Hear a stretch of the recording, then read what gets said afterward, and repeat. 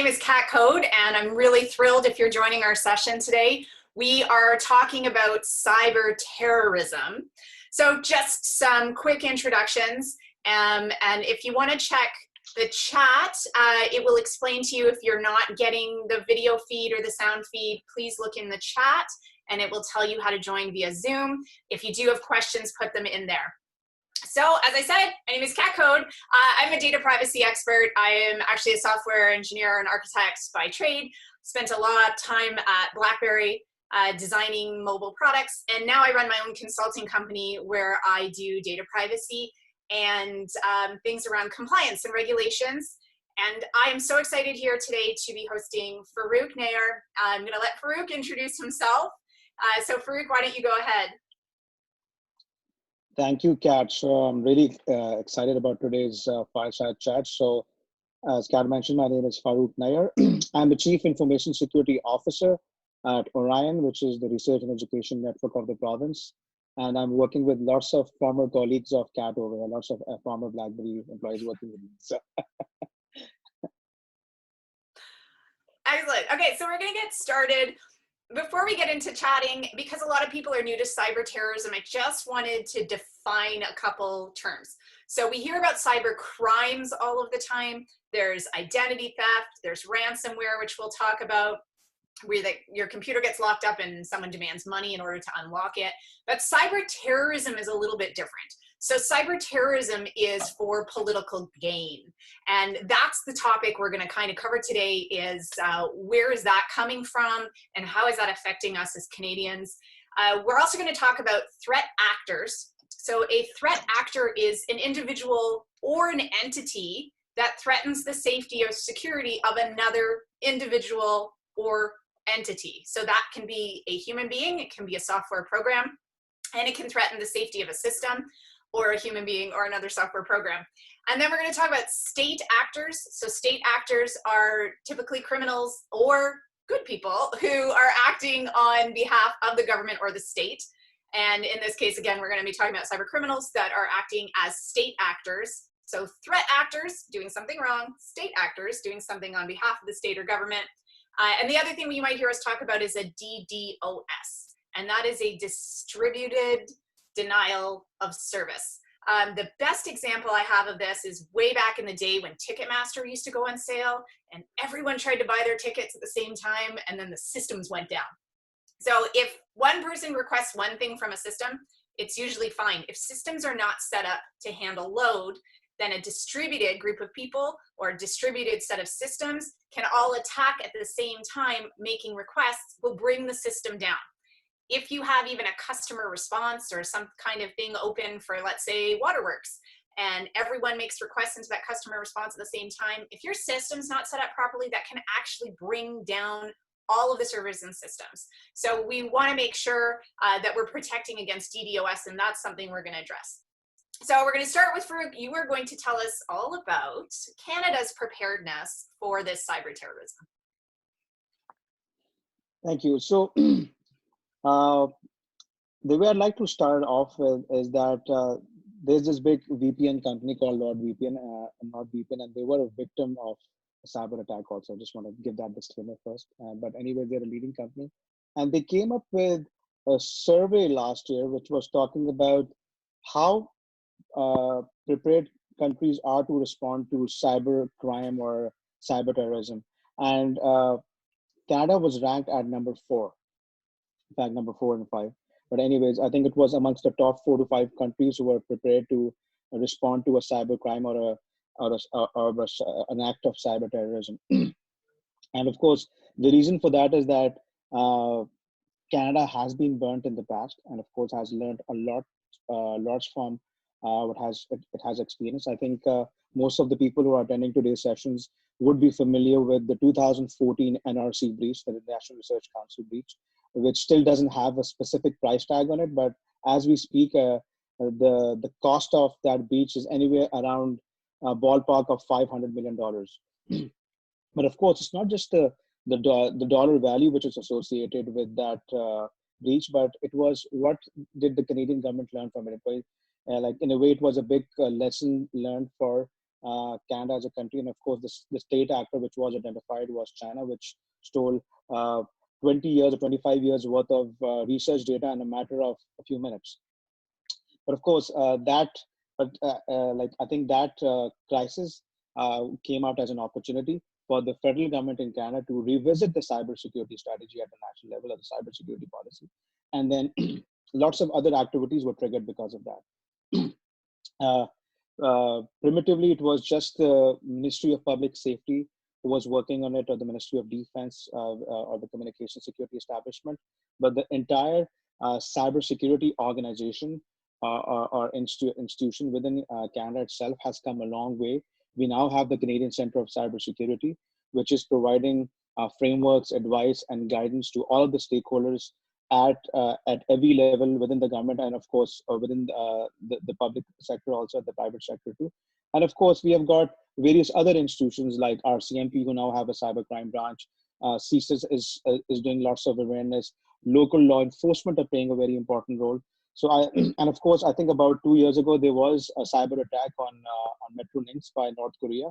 And of course, that was responded to in good time. And of course, we now have, we can probably claim success that we do have an offensive security team who's out there, who is making sure that if any of our critical infrastructure is being targeted, they are well prepared to respond to it. And I think Canada as a country has come a long way in the past 6-7 years. And of course, that doesn't mean that, we'll be able to thwart any specific act of cyber terrorism.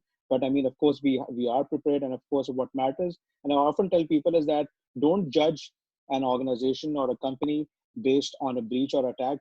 Judge them based on how they respond to it. That's a great answer. And it's too bad, right? It's too bad that a country has to actually have the problem to put the cybersecurity in place, which tends to be what happens with companies, where they're like, yeah, it won't happen to me until it happens to you.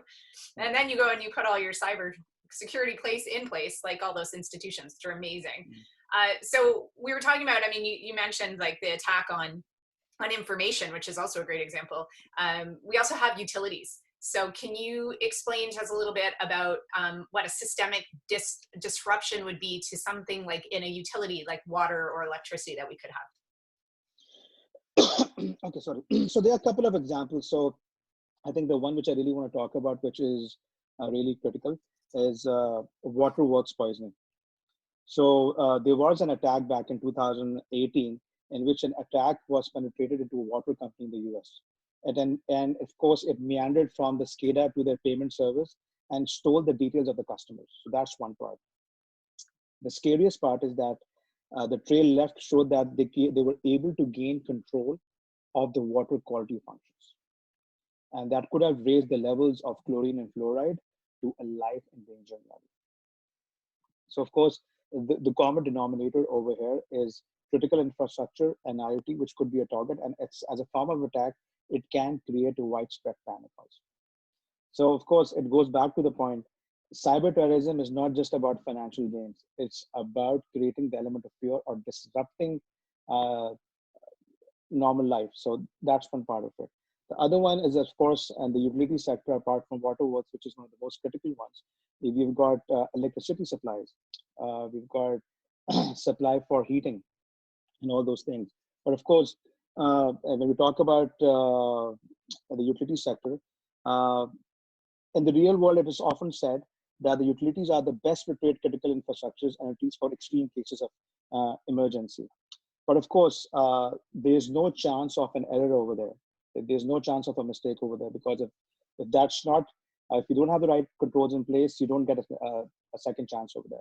So of course, the handle outage due to natural disaster every year. So what happens is that in North America, we do experience some kind of natural disasters, be it cyclones, storms, blizzards. So I think the utility, especially the power supply and the hydro sector, is a bit acquainted to disasters and disruption. So they're a bit prepared for this. But I think, but they still are a target of state actors and non-state actors, and of course they are mostly targeting IoTs, and of course they are mostly going after the weakest link. And of course there is lots of lateral movement which is also being seen. And of course, one of the things which we also often talk about is that the controls around OT or IoT are often not inconsistent or in line with the controls which you have for the regular IT infrastructure. There are lots of hydro companies in North America who still need to catch up with it. I know there's some really good guidelines by NIST and some other organizations which talk about securing IoT or critical infrastructure, but of course, this is an area which needs lots of attention to. That's a really good point. And I know recently with the government systems, when they were looking to update in order to handle more requests for financial aid in the times of COVID, they were looking for COBOL developers. And if you're not a software developer, you may not realize COBOL is old. I worked in COBOL before Y2K fixing banking systems because that was the language that everything was written in. So some of the problem here is that the systems are written in old languages and developers don't develop in them. And so it's actually hard to find people to go in and fix some of these older systems in order to upgrade them. The other thing, I'm laughing at your light bulbs, because I also know there's a story in a city in France where they installed a bunch of IoT lights, and IoT is the Internet of Things, if you're not familiar with that. And so they didn't change the default password, which is a side tip. Please always change your default passwords. But the whole town installed these IoT light bulbs. And of course, a hacker got in and turned the lights off in the whole city. Was it to instill fear or just for fun? I don't know. But the point is that it was an accessible point because people had done that. So it's really important to secure, like you said, the whole system around this. The next kind of talking about fear is nuclear reactors. I mean, just saying that is a little scary. When you think about if anyone watched Chernobyl on HBO, it was very big. That was a human error. But imagine if someone could have gone in and changed, like you said, you change the values on water safety and you can poison a whole water source. So what do we know about nuclear reactors and how cyber terrorism is coming in there? Good. So, and of course, the reason why a nuclear reactor is important is that Canada itself has a couple of nuclear power plants. And of course, the common denominator between utilities and, of course, nuclear reactors is also the use of IoT. I had a discussion with one of the CIOs of the leading power generation companies in Canada once, and they told me about what kind of IoT devices they have in place to monitor temperatures in a nuclear reactor. And you just spoke about the Chernobyl incident, and of course that happened back in late 80s. And of course, back then we didn't have IoT, we didn't have good monitoring technology, we didn't have good SCADA systems in place. So I think when we talk about nuclear reactor itself, the most critical thing over there is that a nuclear reactor has to be monitored every second of the day, every millisecond of the day, because I mean, a surge in the temperatures in one of the nuclear reactors could trigger a doomsday scenario. And when I say a doomsday scenario, I'm actually talking about a nuclear spill, or of course, God forbid. I mean, we have got the example of Chernobyl right in front of us. So I think, and nuclear reactors, of course, are targets of not just state actors, of non-state actors too. And of course, it goes down to the fact that, of course, it falls within critical infrastructure. And of course, a damage to a nuclear power plant or a nuclear reactor can have far-reaching consequences as compared to an attack on just a regular hydro company or other utility supplies. So of course, the message over here is, and of course, it goes without saying that nuclear reactors have got even more sensitivity towards any kind of errors, because of course over here the element of error is zero. I mean, there's no space for any error. So I think it needs to be, as I always say, best practices, and of course, to your point, Kat, security hygiene. At times when we are talking about security controls, people just tend to forget about the security hygiene. I mean, default passwords. I mean, just imagine having a default password on a nuclear reactor in which you're monitoring temperature levels. I mean, that's crazy. I mean, and of course, one of the things that I also want to mention is that in the past few years, there was a research on IoT, and it was found that most of the IoT devices which were manufactured on the eastern side of the world, which is the case in many cases, they had the configuration hard coded onto it, which could be visible to developers, which could be visible to anybody who's able to get access to the configuration. So just imagine if your configuration is hard coded and there's no possibility to change that. I mean, look at the amount of exposure you are at. So, I mean, the message over there is that be it a nuclear reactor or be it any other IoT technology or OT, I mean, there needs to be proper uh, controls and standards for that. Absolutely. And I find, you know, with security, people often don't want to trade the convenience for the security. So it is a pain to use a more involved password or to have to change them every month. And it is more convenient to use the same one.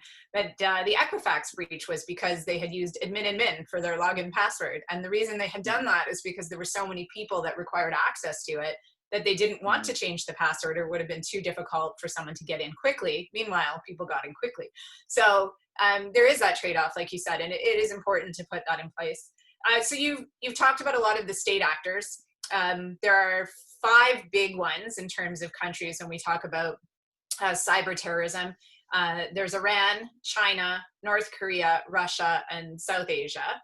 So we'll start with Iran because I know it was in the news recently, and I don't know if you want to touch on that issue. Yeah, sure. So I'll pick on Iran because it's something which is, I mean, there was some recent activity. So one of the things that I think we need to understand is that the political climate, political, diplomatic, and military climate does frame the entire discussion on how a state actor acts or is going to be acting. So so in the case of Iran, Iran has recently picked up in. So I was just reading off of a Fox News headline, and then the Fox News headline says Iran picks cyber fight with Israel as both sides target critical infrastructure. So the war these days is not about Iran shooting a missile at Israel or Israel shooting a missile at Iran. It's going to be more about each other targeting each other's critical infrastructure. And what happened in this case was that Iran just didn't go after Israel. It went after some other Middle Eastern countries who are anti-Iran. And of course, we all know that on the political front, there's a huge lobby which is acting against Iran. There have been lots of cyber attacks against Iran. So it goes without saying that, of course, most of these cyber offensives which are happening could be a response to what is happening to Iran, and of course, so it's more reactive. And of course, Iran, and of course, I will talk about Stuxnet in a bit. But I mean, Iran's nuclear program was crippled just by that whole Stuxnet malware, which was just a malware which was on a USB, and one of the Iranian scientists who happened to be in Holland for a visit, he was given that USB, he plugged that USB into his PC, and that PC was connected to the network on which they had the nuclear power plant, and Iran's entire nuclear program just collapsed based on that. So just imagine the amount of resentment Iran has as a country, and based on that, they have initiated lots of cyber attacks, and of course, the recent one was targeting critical infrastructure. Israel has claimed that they were able to thwart that attack, but of course, the other Middle Eastern countries have not responded. So, of course, when we talk about these attacks vary from DDoS attacks, which are distributed denial of service attacks, to phishing attacks, which is the most common attack vector over there, through which various malwares or ransomwares are injected. So that's the most common thing. And I think one of the things that Iran has really picked up on is attacks on satellite communications or your telecommunications too. So telecommunications itself falls within that category too. All right, so I'm just going to pop in here. I think you answered a little bit of this, but there was a question asked by someone, which is a great question. So terrorism motivation starts in spark of ideology. So what are 3 signals maybe that would help us see that coming? Oh, that's a really good question. So I think the first signal is that keeping a pulse on the political environment. I mean, if on the political front or the diplomatic front or on the military front there is something which is happening against a country, then be prepared for an attack coming from that country. And of course, one of the things that often happens is that, I mean, most of the countries, like most of the state actors, of course, they also have hackers and cyber criminals on payroll, or cyber mercenaries also. So it doesn't mean that the attack is going to be coming from an IP address from Iran. It could be from an IP address from right next door. So, so that's the thing. So of course, look out for any unusual activity in terms of DDoS attacks. And of course, one of the things that we have often usually seen is a significant rise in phishing attacks. So if you do see some peculiar things are happening on on your network performance, or a surge in phishing attacks, especially in your on your not just critical infrastructure but critical organizations. That could be a signal that this is something this is about to happen. The other thing that I want to mention over here is that most of the cyber criminals, they also use decoy tactics. So they would do crypto mining, they would do DDoS, just to make sure that you have attention on the crypto mining activity, DDoS activity, and that's when they will strike, where they can find a backdoor and gain access. And in most of the cases, most of these state actors are doing reconnaissance for quite some time. That's a great answer. Okay, there's some more questions, so we're gonna cover a little bit more about state actors, and we'll come back to those questions. So please keep asking them. The next one I want to talk about is China. One thing from my own perspective, I know from privacy, is when we're online, we often feel like we're in the country we're in and we're protected by our country's laws, which is true. But when you are using things that come from other countries, they don't necessarily follow the laws that we're supposed to follow. And one great example I like to use for that is TikTok. TikTok is a really popular social app right now, especially amongst teenagers and bored people at home. But TikTok is essentially short videos that you can do things with. It was a North American product called Musical.ly, and when it was in North America, it actually followed all of our privacy laws, and it followed COPPA, which protects children, and it followed everything else here. And then it was brought into TikTok's company, which is owned by China. We no longer fall under those privacy laws now because China doesn't follow them. And so this is an example of a piece of software where you're using it in North America, but you are having your data taken and scraped by other governments. So I always tell people, like, if they would be happy to wear a badge on their shirt that tracks their location everywhere and potentially turn their microphone on and recorded everything they said, and it was all sent back to China, then by all means use TikTok. But that is, I mean, it's an extreme, but it is what we are seeing with other countries use data in different ways than we do in North America, and we have to be wary of that. In other news with China, we have here in Canada this landmark decision with Huawei, with the CFO of Huawei, who was not going to be extradited in Canada, but now we've had this decision this week where the CFO, she will be extradited here for fraud. How does that play in with state actors and data going back and forth? Okay, so I think I would like to start off by saying that China is a communist country. And of course, if we were to stereotype stereotype them as a country who is into surveillance, well, China will top up that list, because China is heavy into doing surveillance of its own citizens, and of course doing some of it with its adversaries, and of course its allies too. So China is a unique player in the state actor place, because first of all, I mean, there is lots of censorship over there, and of course they've banned lots of services like YouTube and Google over there. But the way China has been acting in the past few years, I mean, as I said, Canada has been a victim of activity by China. And even though back in the day, China was a big trade ally or trade partner of Canada, we did experience attacks being coming from China. And to your point, Kat, with the recent Huawei episode, China has taken that to heart. I mean, they did arrest 2 diplomats in China, and of course, it did have an impact on trade relations. But of course, it goes beyond that. So let's talk about the activity on the cyber front which has taken place. So what has been happening is that China has been has been focusing a lot on corporate espionage of information. And of course, China has also continued to target government and defense sectors of regional neighbors. So not just in North America, but its regional neighbors also, because I mean, we need to understand China in that region has got hostilities with lots of countries. I mean, they recently have some hostilities with countries like India. This is like as recent as 3 days ago.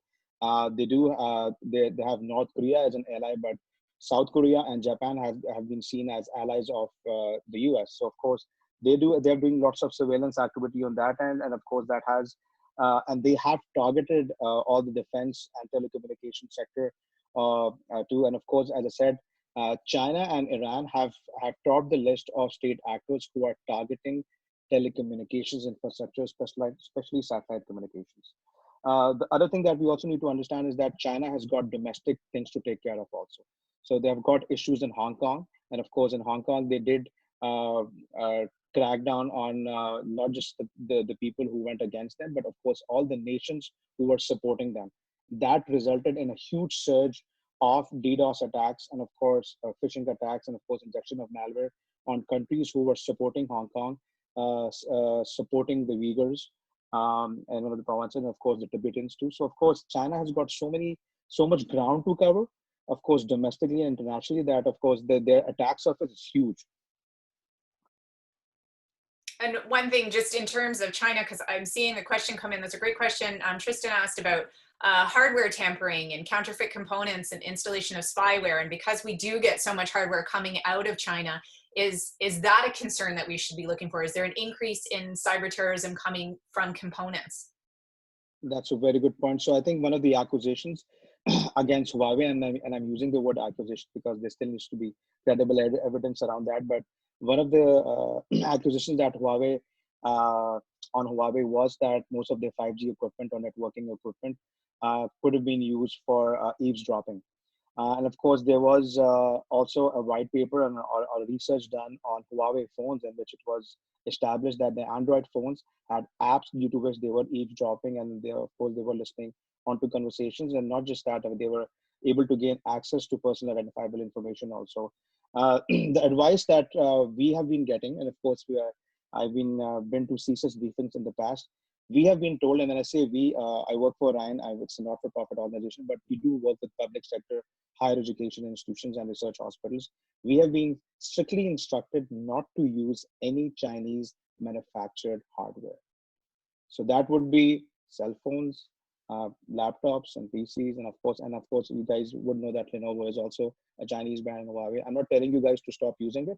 That's just an advice issued. I mean, when we were issued an advisory, we weren't told that you're not supposed to use these brands of phones or devices. We were just told that be careful of, just make sure that you don't use any uh, Chinese brands of hardware and software. Now, having said that, the iPhone that we're using is a Chinese manufactured phone with a software developed in US also, and that applies to many other devices too. So I think it's a gray area because I mean, where would you stop? I mean, most of the hardware and of course microchips are manufactured in China, so it's going to be a pretty hard catch over there. That is difficult. And you mentioned not using the hardware. A quick tip for everyone too is to go into your privacy settings and turn your microphone off for anything that doesn't use it, or even Siri. People bring devices into meeting rooms all the time to talk about confidential information. If you've got your microphone on your device is recording. So, and if you don't have it, if you are running a company, I highly suggest you have a microphone policy where you insist if you're dealing with highly sensitive information that you do have your employees turn their microphones off or not bring their devices into meeting rooms where you're discussing it. So a couple people had mentioned Russia, so we definitely want to get to Russia. Russia's certainly a lot of talk about how they swayed the election or tried to. So where does Russia come in with all of this stuff? So in the case of Russia, Russia's challenges are almost similar to that of China. They almost have the same adversaries they're dealing with because Russia was a former communist country, and of course there's still remnants of that and the way they operate and to some extent their ideology also. And of course, to some extent, I think some people even say that the kind of government they have in Russia can be attributed to be a dictatorship with lots of surveillance and of course lots of censorship in place. So and of course the state, and of course we have heard a lot about primitive bear or fancy bear, which is the state actor attributed to Russia. And of course, the first thing which comes to mind is the US elections. That's the elephant in the room. I think that's something which the Americans don't want to talk about. But of course, that's been something of investigation. So the thing is that Russia, like China, has been heavy on targeting computer network operations in Ukraine, and of course, satellite communications too. And they have been targeting critical infrastructure in the US. And I think we can safely say that even though they were, there is evidence available that they were able to gain access to the election solution used by the US election. And of course, year 2020 is going to be about US elections too, and there are talks of that. So they are heavy into, as I said, espionage, telecommunications, and of course, ransomware too. And of course, there is significant evidence to believe that the recent attacks in Canada attributed to attacking healthcare institutions can be attributed to Russia too. And of course, they have also been targeting backdoors in VPN services, and most of the VPN services which have been used by hospitals were either targeted by, from the state actor point of view, by Russia or by China. So they are really huge on that. And just to add to that, and I think one of the things that I should have mentioned was that China is also heavy into targeting healthcare institutions. And of course, once we talk about the COVID-19 threats, we can expand on that too. Yeah, you know what, we're going to move to that because we have 15 minutes and I want to make sure we can get to a lot of these questions too. So I was able to attend some other sessions today, which were amazing. And all sorts of people are touching on COVID-19 and the increased risk of COVID-19. So from the cybersecurity perspective, I certainly see that as everyone's moving to online, right? We have online meetings instead of in-person meetings. We even have online learning. And it's a scramble, right? Everyone's guard is down because they're scrambling to get things online. We're working from home. We don't necessarily have the same cybersecurity setup, whether you have VPNs or any kind of protection on maybe you don't have the firewalls you had at work. And then of course, we've talked about, and the big thing is the mental state. People are stressed, people are frustrated, people are worried. And when you get into that kind of mental state, you definitely let your guard down. So a lot of people have been talking about phishing, and I know you've mentioned it several times. So phishing is when the threat actor pretends to be something that's trusted or known in order to gain access to a system. And phishing, we have found, has gone up nearly 700% due to COVID. We already had a lot of phishing, so it's not that it wasn't there. And it's up. We also have what they call smishing, which is SMS or texting. Phishing, baiting, which is where you'll see websites or things that say, hey, click here for better information, or click here. And spoofing, which is where you get messages that are pretending to be someone that they're not. It's very easy to put your return email address on a different email. So again, there's a rise in all of these attacks. And I think what we need to help people understand is we're all coming back to human beings. You can put all your technical defenses in, which you should, but it's the human beings that are leaving the door unlocked. So you've got the best security system in the world, but you've left the door unlocked, and now your criminals are walking in the back door. And it does affect small business as well, because criminals are using small business to leverage to bigger business. So what are some of the COVID-19 phishing attacks that we're seeing and scams that are targeting individuals at this time? So I think my opening comment on that would be that there has been a 600 to 700% rise in phishing attacks, and that's lots of phishing attacks for any organization to manage. So I think the trends that we are seeing are first of all, I think one of the first few phishing attacks which became prevalent was an email coming from WHO. And of course, saying that, okay, here's the heat map for, or the world map from the COVID-19 numbers, just click on the link. And of course, that did take people to a malicious link. And of course, in some cases, people were getting malicious attachments too. So I think one of the things that I want to say is that as humans, I think ever since, I think in the past 8 to 10 weeks, we have become more vulnerable. I think the reason why I'm saying that we're becoming more vulnerable is that there's so much of uncertainty attached with this, with COVID-19, that people will jump onto anything which talks about how this could be put to an end, or if it's something about the cure. There have been instances in which people have been sent attachments saying that, okay, here's the cure for COVID-19, or here's the testing kit for COVID-19, or here's a link to free masks. So I think the first thing is more information related, in which people got emails from CDC, WHO, Health Canada. That's the first one, which is more information related, in which people were either given an access to like a malicious website, and of course a malicious file, which in some cases was a ransomware too. And I can tell you that some of the large public sector institutions in Canada have come really close to falling victim to it. So the second thing is, and of course, ransomware is also associated with financial gains, of course. So of course, anybody falling victim to it would mean that they're paying a significant amount of ransom to somebody sitting on the other side of the world. The other thing is also setting up of websites in which people are trying to sell PPEs or security security hygiene products or antiseptics and all that. And of course, one of the things what has happened is that there have been more than 8,000 domains which have been registered, which are associated with COVID-19, and a majority of those domains are domains which are being used to lure people into either divulging personal identifiable information or buying stuff which is low grade quality.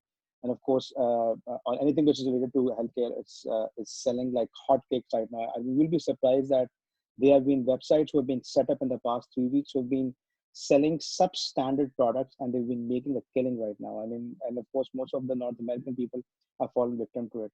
Now, the reason why, so that's the first thing. So this is more around scams, and of course, one of the things that has also happened is that there are scammers who are calling people and saying that you're calling from CRA, and they are asking them for their personal identifiable information. And in some of the cases, people have also volunteered PHI information or PHI. So that's really scary. Yeah, absolutely. And we're talking, I mean, we keep talking about ransomware. So like we said, schools are working really hard to get online right now. And banks are working really hard to fulfill these loans. And so their guard is down and their resources are thinned out. And so we are seeing ransomware, both academic and financial institutions. So how do we protect best against this ransomware? How is it getting into the systems? What should we be doing better for this? I think the first thing is that people need to be more vigilant, because since in most cases 90 to 100% of the workforce is sitting remote, the organizations need to have better security awareness. That's the first thing. But the second thing is, which comes along with that, is better security monitoring and better protection. So most of the organizations are using cloud-based emails for making sure that they do have advanced threat protection.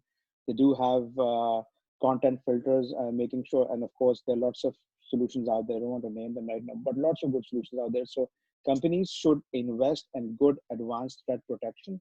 And of course, apart from that, there needs to be good security monitoring.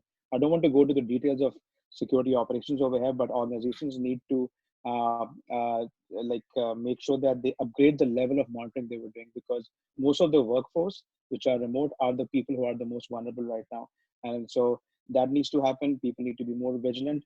And the only thing is that people should not click on any attachments, do not download any emails. And please, the other thing that I want to mention is that do not donate money to any organization or a charity which is not registered as a charity with the Canada Revenue Agency. And if there are people from other parts of the world, please remember that a charity who you don't know of or is not registered with your local or your national revenue agency, do not donate money to them. Because, and of course, I will tell you, I mean, in my case, anything related to COVID-19, I am donating money directly to WHO. That's it. They are the organizations who are the central authority for distributing any funds around that. And the other thing that I want to mention right now is that the cure for COVID-19 is worth billions of dollars on dark web. One of the reasons why the state actor, and one of the reasons why we're discussing this as part of cyber terrorism, is that most of the state actors, they are after that information. So be it China, Russia, North Korea, or any other state actor, if they are targeting healthcare institutions or research institutions who are working on the cure for COVID-19 or doing any kind of research, they are after that information, because that information is going to fetch them lots of money. And sorry to say, there are lots of pharmaceutical companies who might be fueling this or might be using the state actors or the non-state actors as a front. But I mean, we live in a world where there are some stakeholders who live to benefit from these things. That was such a great point, and I think we should highlight that one again. I mean, if I take away anything from this, is that with COVID, yeah, we have information. It's not just about money anymore. It's information, and that information, which could turn into financial gain, is also valuable. Countries want to cure COVID as quickly as possible, and they want to get on top of that. We have just a couple more minutes. There was a great question from Harsha Basher from K-Tech Labs, said there are 10,000 Androids are infected every day with some kind of virus. So what can we do to protect the gateway, which is our devices? Can we do better for that? Okay, so we're talking about solutioning now. Okay, good. So two things which I often tell organizations, and of course, this is the right time to do it. And I think one of the things which I tell organizations is that this is the best time to standardize use of applications. First thing is invest in a really good MDM, really good MDM.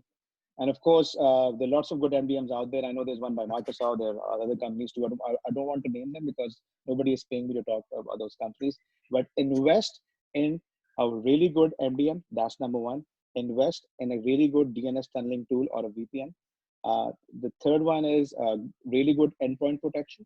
And of course, the fourth thing, and when I talk about endpoint protection, there are endpoint protection solutions out there by the leading antivirus companies or endpoint solution companies who do provide you really good really good agents for your Android phones also.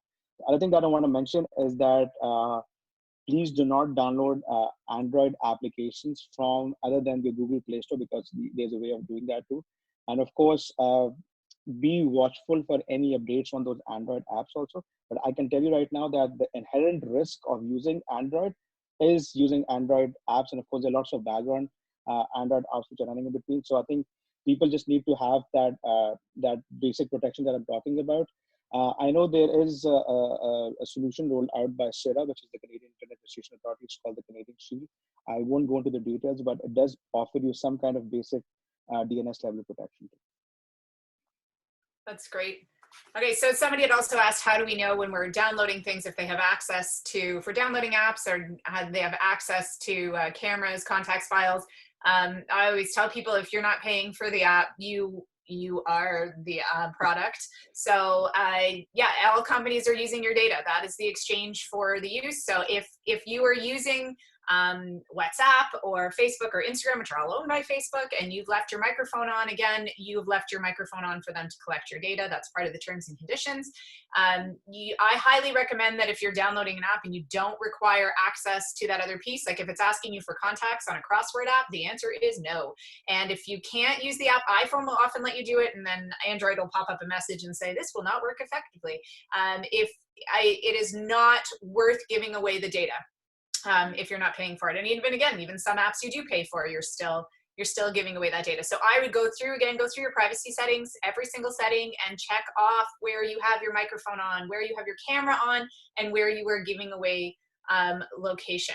So we have 2 more minutes. So Farooq, do you have any closing thoughts on what people should be looking for, or where to get more information about this stuff?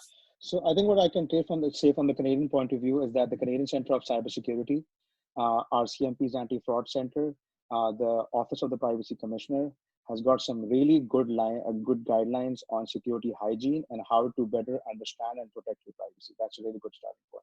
Apart from that, most of the social media companies like Twitter, Facebook, and Instagram do have a detailed section on how you can manage your privacy. So guys, it's more about awareness.